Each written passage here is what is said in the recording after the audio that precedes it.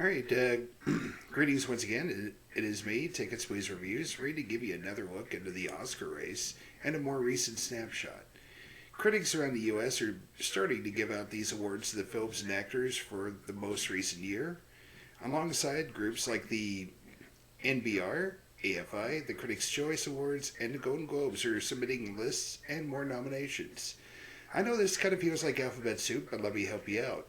The NBR, or the National Board of Review, and the AFI, or the American Film Institute, are two of these offer a list of 10 or more films. The latter, the AFI, offers some lists like best quotes, best villains, and so on. The importance that they drop is that it's supposedly a bellwether into films that will be nominated for Best Picture. But how accurate are they? Well, believe it or not, let me go ahead and kick this off here. Pamsky. And there we go. All right.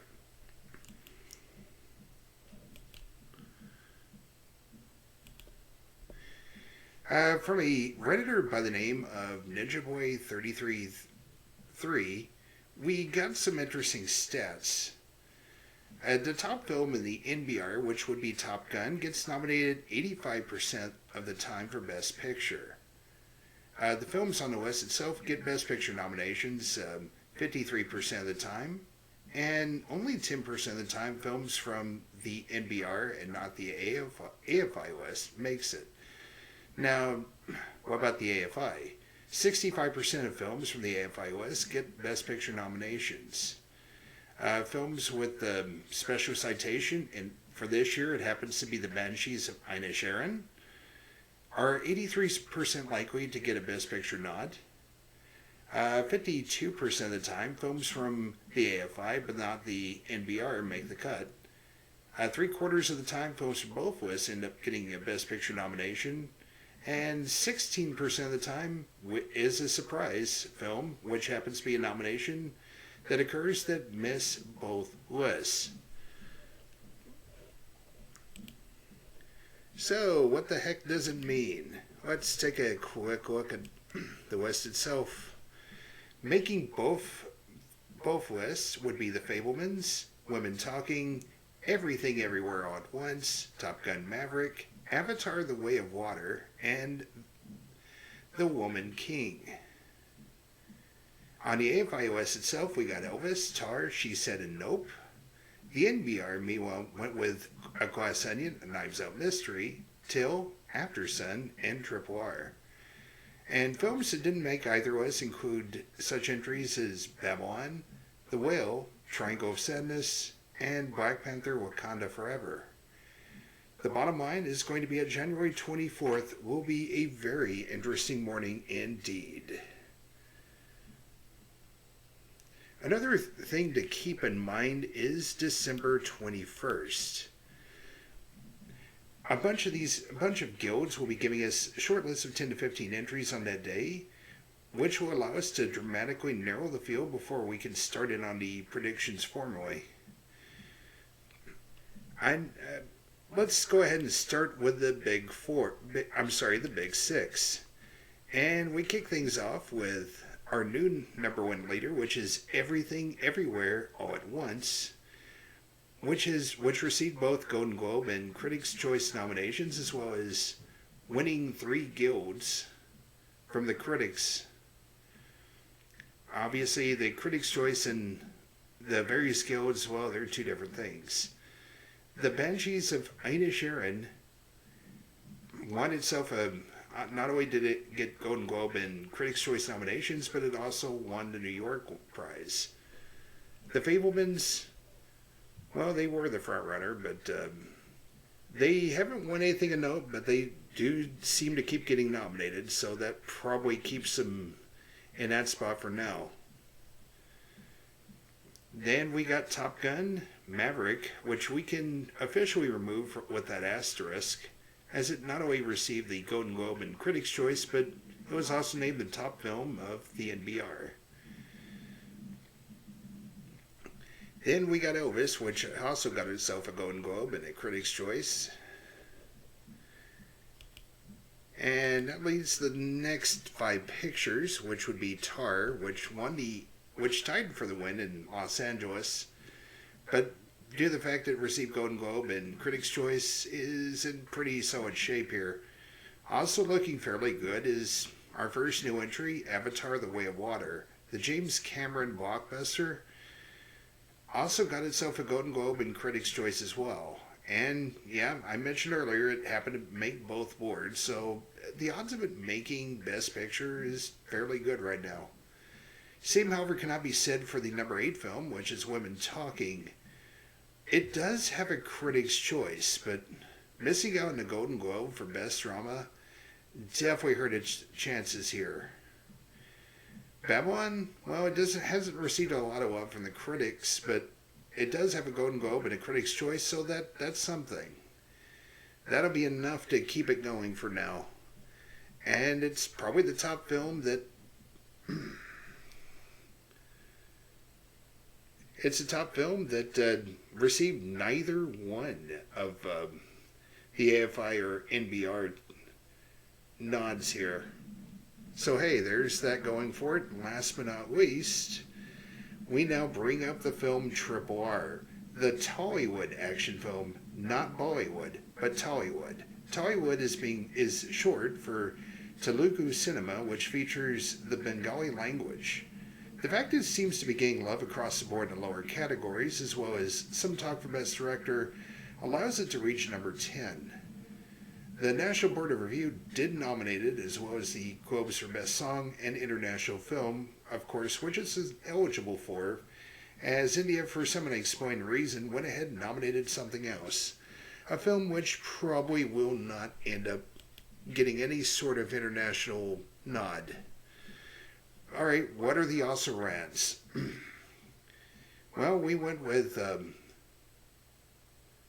Glass Onion and Knives Out Mystery,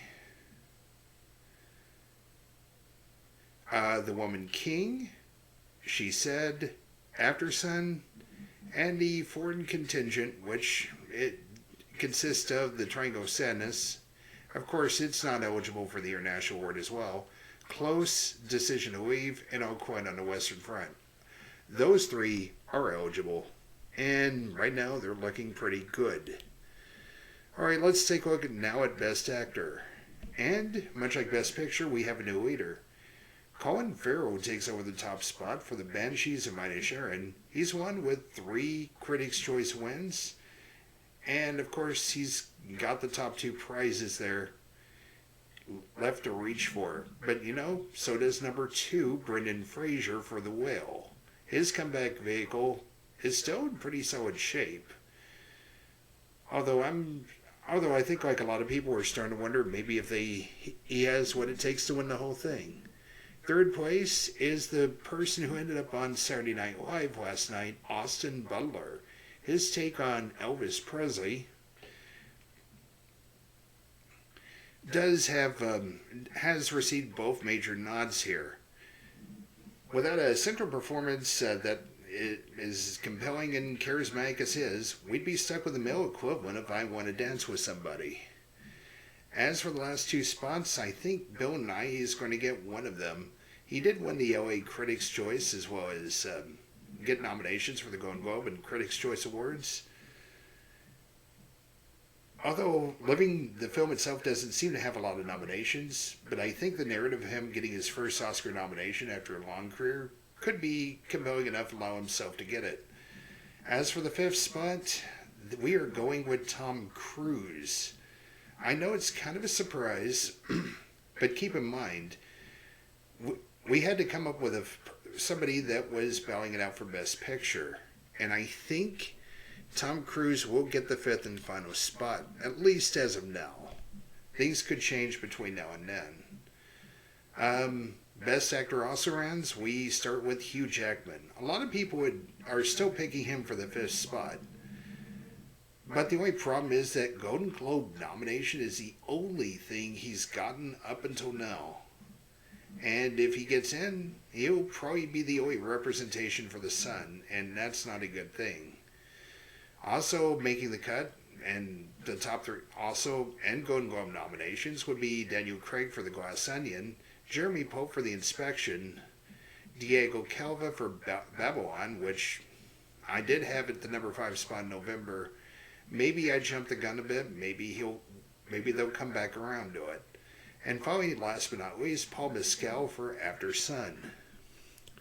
Now let's take a look at the Best Actress race. Honestly, the first 3 spots are virtually the same. Cate Blanchett, who plays the composer Lydia Tarr, is the current favorite. And with Golden Globe and Critics' Choice Awards, as well as 2 wins, she's probably in the best position to win. I think Michelle Yeoh is in second place, having received 3 critics wins as well as both nominations, which obviously would be key here. Third place would be Michelle Williams, who has the nominations, but really at this stage not that much momentum. And then Viola Davis, having received both nods. I think her transformation into the buff titular character will be enough to get her in. And then right now, hanging by a thread, I think, is our number 5, Danielle Deadweller. She did not get a Golden Globe nomination, and that's kind of a danger zone considering, well, Till isn't really doing all that much when it comes to the awards. So who gets in? I mean, who are the also-rans? Well, we start things off with Margot Robbie, who not only got the Golden Globe nomination, but also a Critics' Choice Award. Perhaps she will be the next to slide into the number 5 spot. And then we got Ana de Armas, Olivia Colman, and Leslie Manville, all of which received Golden Globe nods, as well as an actress trying to seek her comeback. We hadn't seen Jennifer Lawrence in a few years, but Causeway is allowing her an opportunity to shake hands and meet people in the industry for the first time in a while. And although it didn't exactly hurt Kristen Stewart last year whenever she did similar things after did similar things on the award circuit while trying to get an Oscar nomination for Spencer, it worked for her. The problem, of course, being Lawrence was never a frontrunner for Causeway. She's just breaking into the field. And I'm not sure how much time she'll have left. She needs to get a win or two to maybe change that narrative. Now let's take a look at Best Supporting Actor. Things have changed a little bit. Looking at the top choice, the top 2 seem to be the same here as well, as Ke Huy Quan from Everything Everywhere All at Once has won for the Critics Awards as well as Golden Globe and Critics' Choice nominations. Brendan Gleeson, I think his chances are pretty solid. He's gotten both of the major industry award nominations as well as winning the New York's Critics. And welcome to OscarWatch Barry Keoghan, who jumps at number 3, having gotten both nominations for Golden Globe and Critics' Choice. Number 4, despite only getting a Critics' Choice nod, we're going to stick with Paul Dano in that spot. He manages to rise 1 spot, while Ben Whishaw for Women Talking, he doesn't have a single nomination among him, and right now, much like Deadweller, it looks like his candidacy is hanging by a thread. Who could be the best to take over? Well, based on the Critics Awards and the Golden Globe nods, it's kind of unclear. But Brian Tyree Henry for Causeway, I think his chances improved somewhat if maybe he could help carry Jennifer Lawrence to the actress nomination here. Mark Rylance for Bones and All didn't get either nod. And then you got Eddie Redmayne and Brad Pitt, both of whom got Golden Globe nods, and Judd Hirsch, who from The Fabelmans, who was like my last month's number 4, and he's got a Critics' Choice in his favor. As for Best Supporting Actress, changes the order of the day. As our number 4 for last month, Carrie Condon is now the frontrunner from the Banshees of Inisherin, having gotten 2 awards. as well as the Golden Globe and Critics' Choice nods. Also getting both of those nominations, Jamie Lee Curtis, who was last month's number 5, but, well, she's at number 2 now. Sliding a notch a third would be Hong Chow, who does have that New York Critics Award for her, but right now, not much else. Angela Bassett from Black Panther Wakanda Forever, who does have both nominations in her corner. And finally, last but not least, Janelle Monáe for Glass Onion, who has a Critics' Choice Award and a win from Las Vegas. So who gets left out? Well, we start things off with Dolly De Leon for Triangle of Sadness. She does have a Golden Globe nomination, and the LA critics gave her the nod there. Carey Mulligan from She Said has a Golden Globe nod, and Stephanie Hsu for Everything Everywhere All at Once, a Critics' Choice. Also getting a Critics' Choice is Jessie Buckley from Women Talking. Last month's number 1 has slid all the way to 9th. And Keke Palmer for Nope. Apparently they're starting some sort of a support group for her as far as maybe trying to work on getting her a nomination. And let's not forget she also was on SNL a few weeks back. And last but not least, Nina Haas from Tar, who was last month's number 3, but, well, she hasn't gotten any sort of nominations or anything yet.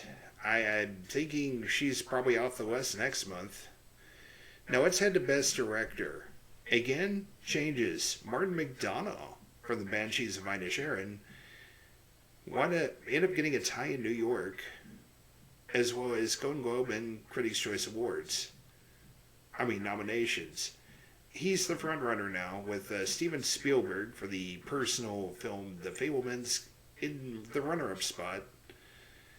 And now we got the Daniels from the Everywhere Everything All at Once, who they got, not only do they have both critics and Globe nods, but they also got 2 critical wins and a tie in New York as well. Todd Field also has 2 critic wins, as well as the Critics' Choice nomination. And last but not least, we have S.S. Rajamouli from Triple R, who also has a Critics' Choice nomination for him. Now, of course, he's the director for Triple R, and he takes over the spot where Lucas Stone had. All I can say and it's still a pretty open game here, but thanks to a lot of support from underneath the categories, underneath the big picture, yeah, I think he's got a chance here. But to be fair, the Critics' Choice nomination, they nominated 11 people, so it does kind of feel like a participation trophy more than anything. Also getting nods in both categories would be Baz Luhrmann and James Cameron. The former for Elvis, the latter for the new Avatar film, which just came out in theaters. Sarah Polley for Women Talking, which of course was my last month's number 4. And Damien Chazelle for Babylon. Both got Critics' Choice nominations. And then we got that foreign film contingent ready to pounce at a moment's notice. Now we take a look at Best Adapted Screenplay. Right now, I have to say that Sarah Polley's Women Talking has to be the favorite, because it was the only adapted screenplay to get nominated for a Golden Globe. The other 4 nominations were for original screenplays. Also getting the Critics' Choice Award nomination is definitely more than enough to keep it at number 1. As you can see, 2 through 4 haven't really changed, and they got Critics' Choice nods.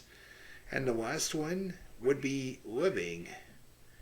Of course, it is a British remake of Aikiru by Akira Kurosawa. Take a look at the also rans. Well, we got Guillermo del Toro's Pinocchio, which he co-wrote. Bones and All, which was my number 5 for last month, having won a Critics Award in Vegas, After Yang, which won a Critics Award in Boston, White Noise, and Top Gun Maverick kind of rounding things out. As for Best Original Screenplay, well, right now the top 4 seem fairly set, although the order may have shifted a little bit. The Banshees of Inisherin getting itself 2 Critics Awards, and not only the Golden Globe, but Critics' Choice nominations. But the same thing can be said for Everything Everywhere All at Once, which rose up a notch. Tar, which has both nominations as well as win in the LA Critics Circle. The Fabelmans, which also have both nominations, but not much else at the moment. And last but not least, After Sun, which has a Critics' Choice nomination for it. It's about a father-daughter trip that ends up hitting some road bumps along the way. Missing out would be Nope, Triangle of Sadness, which was my number 5 for the previous November list, Decision to Leave, The Menu, and Babylon. Now, one area where I think Critics' Choice made a huge difference was in film editing. Everywhere, Everything All at Once jumps out on top now, just slightly ahead of Top Gun Maverick, with Elvis and newcomers to our list, Tar and Babylon, all end up getting Critics' Choice nominations and end up in our top 5. The 6th one was Avatar: The Way of Water. Also missing out would be After Sun, which managed to win 2 Critics Awards for film editing, The Banshees of Inisherin, which was my number 5 for the past month, and The Fabelmans, which was number 2 for the last month, and Glass Onion. Now let's take a look for cinematography next. And with 2 Critics Awards and a Critics' Choice nomination, Top Gun Maverick is flying high, soaring to the top spot in favor over The Fabelmans, which is now number 2. Empire Light stuck at 3rd place, but all 3 of those have Critics' Choice nods working for them. Then we got Nope, which won the New York Critics Award, and Everywhere Everything All at Once, which is 5th now. Also getting Critics' Choice nominations would be Babylon, Avatar: The Way of Water, and Tar. Also missing out would be Bardo, Triple R, and EO, the drama from Poland about the life and interesting people he meets along the way of a donkey. Of course, yes, it's also in the mix for Best International Film. Now we take a look at production design, where we have ourselves a bit of a shake-up here. Avatar: The Way of Water, not only did it get a Critics' Choice Award, but it also got a win in the LA Critics Circle, and that was enough to carry it ahead of Black Panther: Wakanda Forever, which won in DC. Babylon holds a win in Vegas, and it's now number 3. Elvis and Everywhere Everything All at Once round out the top 5. As does The Fabelmans, which also has a Critics' Choice Award and was last month's number 1. I think it's got a chance it could get back in the mix, or at least in the bottom half of the top 5. Also missing would be Glass Onion, The Banshees of Inisherin, After Yang, and Guillermo del Toro's Pinocchio. Now let's take a look at costume design. And Critics' Choice the Critics' Choice nominations really had a big hand in this as well. Leading the way is Elvis, which not only did it get a nomination there, but it also won the Las Vegas Critics Award, of course. Black Panther: Wakanda Forever, Babylon, and The Woman King also have nominations and stay in the list. And in 5th place, we got Everything Everywhere All at Once, which is new to it. And the sixth film that got a Critics' Choice nod was Glass Onion. The Fablemans was last month's number 4, and right now is on the outside in. Along with those two would be Corsage, Mrs. Harris Goes to Paris, and Living. So, who's keeping score? We are. For original score, Pinocchio, the film from Netflix, is slightly ahead of The Fablemans at the moment. Both of them received Golden Globe and Critics' Choice nods, as well as, in the case of Pinocchio, winning the Las Vegas Critics' Choice, the Critics' Circle nomination. Also getting nominated by both sources would be Babylon and Women Talking, and rounding things out is The Banshees of Inisherin, which made up the 5th Golden Globe nod. The Batman, which got the other Critics' Choice nomination, won Washington, D.C., their critics board. Meanwhile, Trebor won Boston and Los Angeles boards, but didn't get a nomination in the top 2. And rounding things up, we have The Woman King, Black Panther, Wakanda Forever, and Empire of Light. And unfortunately, Tar was ineligible because apparently it got ruled ineligible by the Academy. Thus, it's off the list altogether now. Now we take a look at Best Original Song. As you can see, the top 3 haven't changed an iota. Lift Me Up from Black Panther, Wakanda Forever, which would probably get Rihanna her first Academy Award, is currently waiting, with Hold My Hand from Top Gun Maverick, and Lady Gaga, of course, who won one for Shallow a few years ago, is in second place. And in third is the Tollywood number Not Two, Not Two from Triple R. And in fourth place, we got ourselves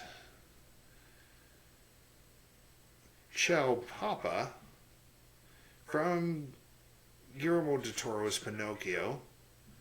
I guess getting the kids' entry from Disney this year.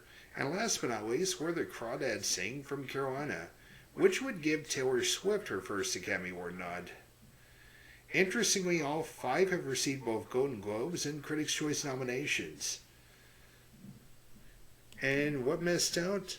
My last month's number 4, Tell It Like a Woman from Applause, Nobody Like You from Turning Red, that would be involving Billie Eilish and her brother Phineas. This Is a Life, Everything, Everywhere, All at Once, which of course is from David Byrne. From the Automat, happens to be from Mel Brooks. And last but not least, Stand Up by Till. Also, thanks to, and apparently among other rulings, you know what else got ineligible? Vegas from Elvis, the film with the song by Doja Cat. So don't look for that one anywhere. Now, sound is one of the few things that don't get Golden Globe or Critics' Choice nods, so really nothing has changed in the top 5. Top Gun Maverick, Elvis, The Avatar, The Way of Water, Black Panther, Wakanda Forever, and The Woman King, all right now are in the waiting spots. Also rounds include The Fablemans, Batman, Trebor, Babylon, and Everything, Everywhere, All at Once. Looking at a snapshot this time for makeup and hairstyling, Critics' Choice does come in handy here. And as it turns out, Elvis is still ahead. Batman in second, The Whale in third, Black Panther, Wakanda Forever in fourth. But in fifth place, once again, we got Everything, Everywhere, All at Once.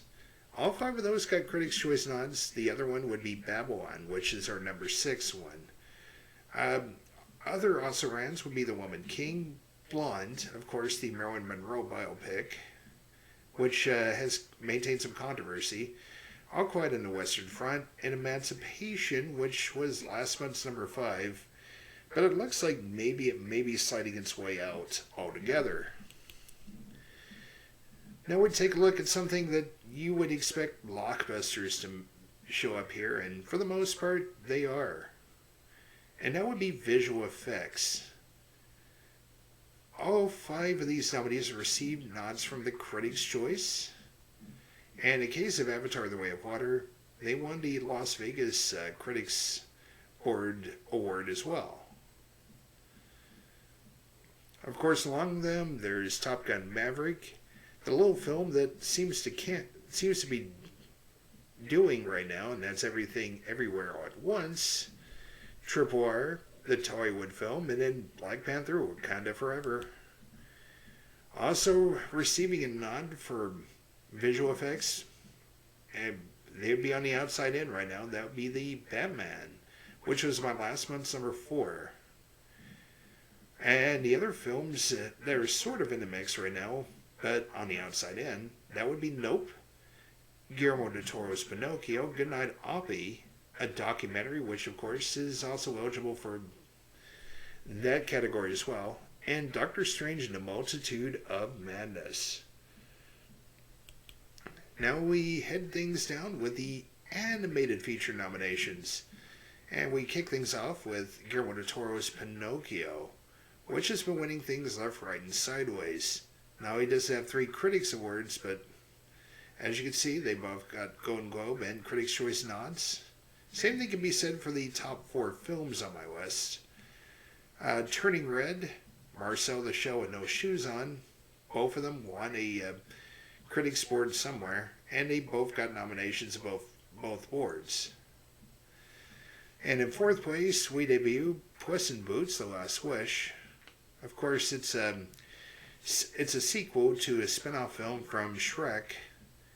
It ends up getting nods from both categories as well. And last but not least, Window and Wild is our 5th Critics' Choice nominee, and it stays in 5th place. Among the Oscarans, the 5th entry from the Golden Globes, that would be Anuo. G-Kids usually has a film in the mix, and this could well be that film.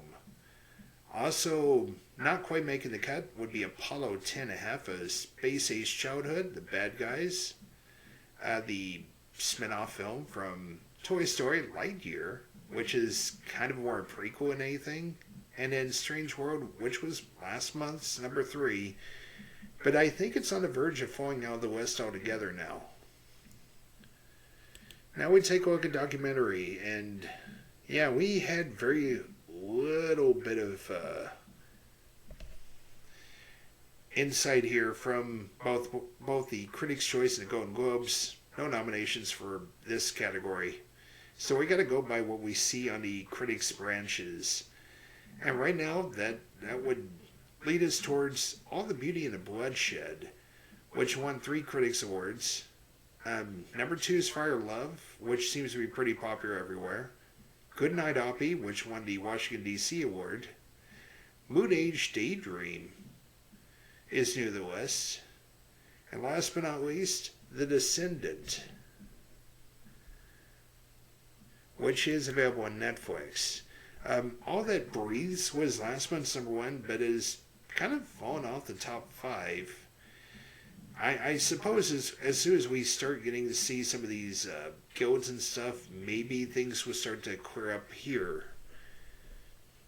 Then you got Bad Axe, which happened to win the Las Vegas Documentary Award. The Territory, Navalny, and Retrograde happen to be the Oscarans. Last but not least, we take a look at the international features. And the top 2 are virtually the same, as Close and Decision to Leave both have the top 2 awards in their favor. And Decision to Leave also won the Washington, D.C. Critics' Choice. The Critics Board. A couple of new entries. You notice I have EO in 3rd. That may be a bit questionable on my part because it didn't get nominations from either one of those, but it does have the New York and Los Angeles boards in its favor. And then we debut All Quiet on the Western Front at number 4.